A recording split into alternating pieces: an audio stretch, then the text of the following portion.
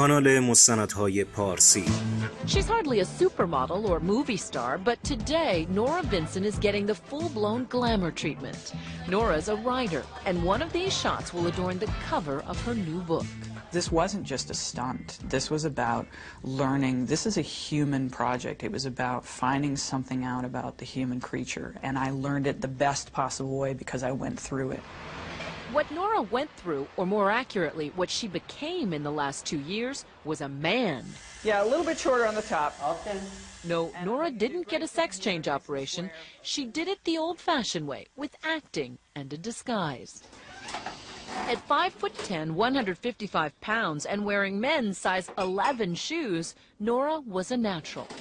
Growing up in the Midwest with her actress mother, lawyer father, and 2 older brothers, Nora was a tomboy with a flair for the dramatic.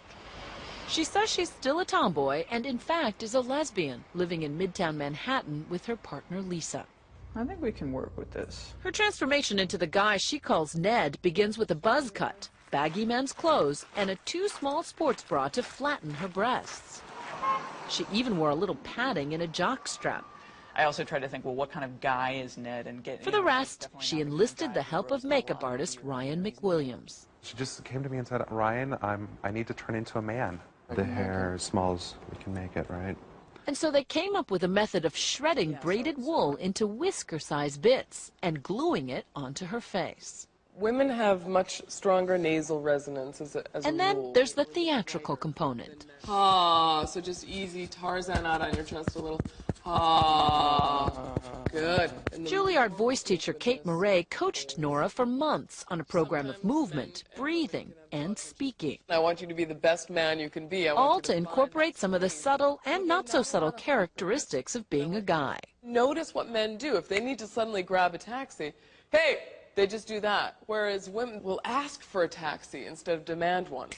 When all the pieces are together, hair, makeup, voice, posture, style, the transformation is complete. Walk like a man, talk like a man, walk like a man. And Nora Vincent becomes Ned Vincent. Walk like a man, fast as I can. One of these shots will be the second photo on the book cover.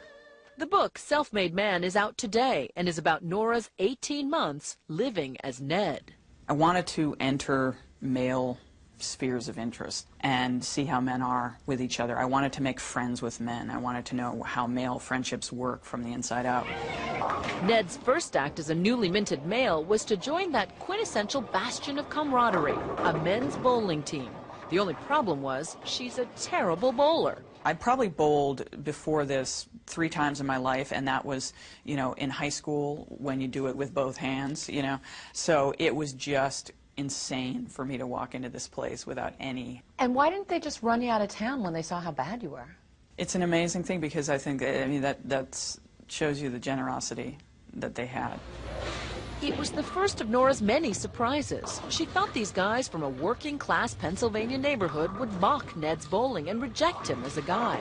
But from their first meeting, they accepted Ned. The handshake was unbelievable. It blew me away the first time I shook hands with a guy, a strange guy. And I was amazed because you think of women, you know, we're so nice, we're so easy, men are so mean. Complete opposite. Hey, baby. And I felt as comfortable as I could feel right away. They just took me in, no questions asked. This is the first time the guys are coming face to face with the female version of Ned. Would you have known me on the street? No. No, good, good. You look taller than I remember. Yeah, I know, you're shorter. What happened? Though they've known about Nora's true identity for months, How are you? Congratulations. this reunion is their first chance to talk about their friendship. But you guys had said there wasn't there that game that, you know, the person who didn't make it to 100 had to wear women's panties at the end of the season. And I thought, you know, I'm going to give you guys the shock of your life, and I'm going to wear The team had bowled together for 9 months, and gradually Nora gained entrance into the inner sanctum. She found that all the cussing and good-natured ribbing is just how men often show affection for each other. Way to go, Ned. Oh, yeah. You remember this? Oh, my God, that's right. I forgot all about that. Did you know, based on watching her bowl? I mean, you know, the joke was she bowled like a girl. But Well, we had our suspicions that These guys did. Maybe Ned was gay everybody or else. something, you know? Really? Yeah. Everybody has their own style. You know what I But mean? my style was, But her style is this. Yeah. A little different style. Near the end of the team's run, Nora decided to reveal herself as a woman. Nervous about how they'd react, she tested the waters with the one guy she was closest to. She took Jim out for a drink. So she sits you down, she's very serious, and she says, I'm going to tell you something that's going to blow your mind. And what did you say? So the only thing that will blow my mind is if you told me that you were a girl and that she was a guy. And she goes, well, you're half right. The she Jim's talking about is Nora's partner Lisa, who the team had met several times. Jim assumed they were Ned and Lisa, a heterosexual couple. But you didn't believe her at first. At first, well, I was still in shock. I said, how can this possibly, you know, where would this come from? This is just a regular Monday night. I was out bowling having a good time a few minutes ago. Now I'm trapped in this bizarre conversation about your name isn't Ned anymore, you know? Later, Jim told the rest of the team, who all took it well. What do you think Nora expected to find in a bowling alley full of guys? I think she expected to find like a bunch of guys just talking about women's private parts and a bunch of racists and, you know, I think kind of that's what she came into this thinking. they really showed me up as being the one who was really judgmental, because they were the ones who took me in, not knowing anything about me. They were the ones who made me their friend, and, you know, no judgments attached. That's not like you. What's wrong? Nora and Jim became closer friends once he knew that he was a she. Now Jim was willing to speak more personally and openly, like about his wife's cancer. Nora came to see that between men, intimacy is sadly lacking. There's a tremendous potential for tenderness between men, and I'm not sure that it's always realized, and it's terribly sad. Cracking the mystery of a boys' night out is one thing, but what about the explicit world of a man's sexuality? I really ran smack up against the difference between male and female sexuality, is that female sexuality is mental. It's up here. And male sexuality is a bodily function. It's a necessity. You just have to do it. When we come back, Nora goes to strip clubs in the company of men as a man. Over the 18 months of venturing out in the world as a man, Nora Vincent guesses she put on Ned's whiskers and clothes about 150 times. After the bowling league, she was ready for love and sex.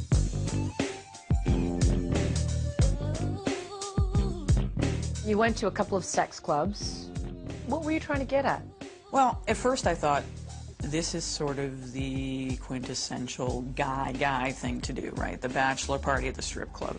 When I told people initially that I was doing this, they'd say, oh, you gotta go to a strip club. She says the clubs were obviously sexual, but once again lacking in intimacy, which leaves men emotionally frustrated. I saw the men there. I saw the looks on their faces. I saw them sitting alone, nursing their bourbon, and this is not about appreciation of women, of course. It's not about appreciation of their own sexuality. It's about an urge, and that's not always that pleasurable, really. These guys who go to these high-priced clubs would say, this isn't about pain, it's about pleasure. Men have had the tears and the emotional expression sort of pounded out of them from an early age, and so by the time they're men, they don't even have the vocabulary anymore, or the emotional awareness to really say what they're feeling. Nora says strip joints are about pure sex drive, completely empty of any meaningful interaction, even when a woman is gyrating on your lap. But you're attracted to women. Were you ever aroused during any of these? I really ran smack up against the difference between male and female sexuality, is that female sexuality is mental. It's up here. Whereas for men, Nora says, sexuality is, shall we say, below the waist. At its core, it's a bodily function. It's a necessity. It is such a powerful drive, and I think because we don't have testosterone in our systems, we don't understand how hard it is. So it never gets cold where you back in Australia? Throughout the project, Ned dabbled in the art of picking up a woman. Where'd your friend go? We went with him to this bar, wearing hidden cameras. This is my friend JC, I'm Ned. Nora was reminded that in this arena, it's women who have all the power. We sit there and we, just with one word, no, will crush someone. And the thing is, we don't have to do the part where you cross the room and you go up to a stranger and say the first words. And those first words are so hard to say without sounding like a cheese ball or sounding like a jerk or whatever else. And what do you guys do? Nora says the brush-off Barbara Jones gave Ned was typical. She was just sort of emblazoned with hostility, you know, just looked at you and you saw everything cross her face, which was, oh, God, help me, not again. I'm trying to have a drink with a friend and I've got to deal with you. Barbara was trying to dispose of Ned before her friend returned from the bathroom. Anyway, we haven't seen each other in a while, so just to let you know, I've got to head out to mom. But Ned returned and told Barbara the truth about her gender. You're saying you gave us all the lines, like, try to get rid of us. I see it, and as a woman, I have such sympathy. I'm like, oh, I hate being this guy that you're trying to get rid of. You know? Talking to a woman, Barbara seemed more open and friendly, and in the end, actually apologized for how she had treated Ned. So Sorry for being bitchy. please. Does that kind of living in the skin of a man in the bar scene, in the dating scene, give you a different kind of respect for men? It gives me a certain definite sympathy. And I don't mean that there's any disrespect, but it just makes me understand what's going on. Nora, as Ned, also went on about 30 dates with women, mostly arranging them on the internet. Did you have any fun? Rarely. Rarely. It was just an pretty ordeal. unpleasant. Yeah. She says the pressure of Ned having to prove himself was grueling. Nora was surprised that many women had no interest in a soft, vulnerable man. My prejudice was that the ideal man is a woman in a man's body. And I learned, no, that's really not. There are a lot of women out there who really want a manly man. Ultimately, Ned told most of his dates that he was Nora. Many of the women reacted angrily, but usually just for a little while. Some women wanted to continue the relationship. They remained interested in pursuing something further. You know, so whereas... Sexually. Yeah. And that was heterosexual women who, that's what I'm saying. It's all up here. Because they said, well, we connected. And, you know, there's something, I really like you and I don't care. How many guys would do that? That's the difference between male and female sexuality right there. Nora says she found differences not only in sexuality and intimacy, but in every walk of life. I'm in the market for a car and... Take, for example, shopping for a new car. Going in as Nora, the sales pitch quickly becomes flirtatious. Any guy that gets in is going to feel like, okay, this girl's... I want to date this girl just for a car. Well, all right, well, I didn't say that. But going back to the same salesman as Ned, the tone was all business, and the talk was all about performance. They have the 3-liter Duratec V6 engine. And in the end, a personal touch for Nora the salesman would never have offered Ned. All right? Thank you You're so much. welcome. In Nora's final months as Ned, she upped the ante, infiltrating all male inner sanctums. But after 18 months of deception, she was unraveling, and the play acting at a men's wilderness encounter group would begin to scare her. One guy had chopped up a log pretending it was his wife. So I thought, great, you know, we're going to have axes and knives. So I was terrified. Having survived strip clubs, dating, and a bowling league, Nora Vincent wanted Ned's last days to be among men only, in private and intimate surroundings. Nora, a lapsed Catholic, thought the cloistered inner world of a monastery would be ideal. Ned managed to live for 3 weeks as a trainee. The monks, she says, were pious, smart men, but they were still men. What made it prototypically male? What do you mean by that? The breakdown in communication, the need, the desperate need for male intimacy and the lack of ability to give it, really painful. Nora says the monks were hostile to her feminine side. She says she was ostracized because of the monks' assumptions about her sexual orientation. Ned was really at the center of it because he was an effeminate man, and many of them thought I was gay. As one of them told me in confession, I said, I have something to confess to you. And he said, well, I think I know what it is. And I said, what? And he said, well, you're gay. And I said, well, yeah, but not in the way you think. Loneliness can't hide. Nora thought the perfect end to her 18-month saga was to join a men-only therapy group, a place where guys tried to bond and show their emotions instead of hiding them. They don't get to show the weakness. They don't get to show the affection, especially with each other.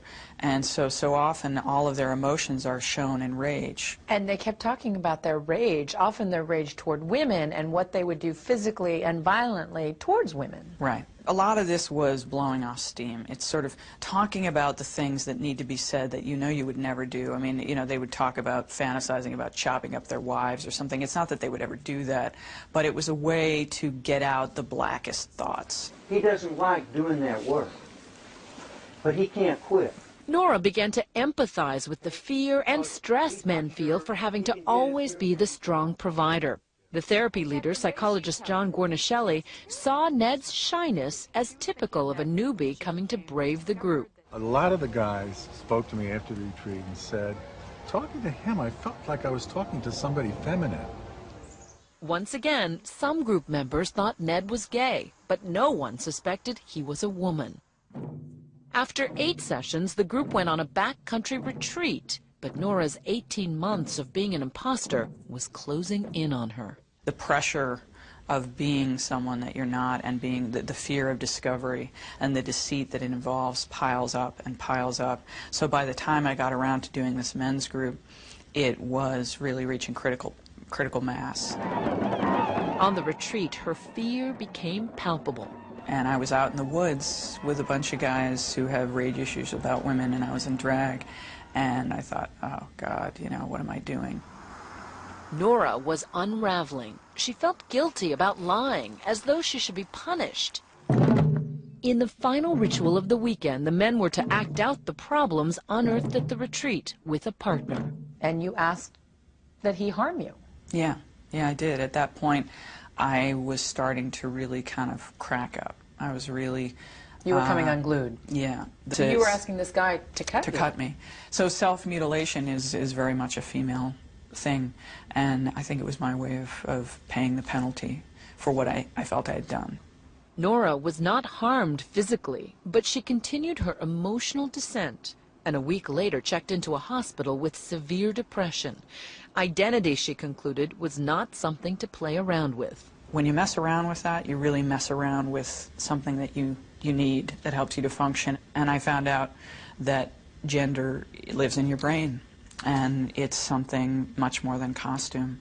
And I really learned that the hard way. Nora says she's healed now and glad to be rid of Ned, but her views about men have changed forever. Men are suffering. They have different problems than women have, but they don't have it better. They need our sympathy, they need our love, and they need each other more than anything else. They need to be together. Do you think women understand what it's like to be a man? Not at all. No clue. No idea. John Gornishelli thinks Nora's conclusions that men are just as emotionally vulnerable as women are important and will be taken seriously because they came from a woman. I said to her, this is going to be revolutionary, because it's been looked at as though men were the perpetrators and women were the victims. This is not And now, one last identity switch. yourself, yeah. Gornishelli has never come face-to-face with the real Nora. Hi, John. I'm Nora. Hi. It's Wow. We was teachers, so we can never come to the meetings. So. And both John and Nora are happy she is a she. The irony is not lost on Nora that it took a trip into manhood to help her appreciate her own femininity.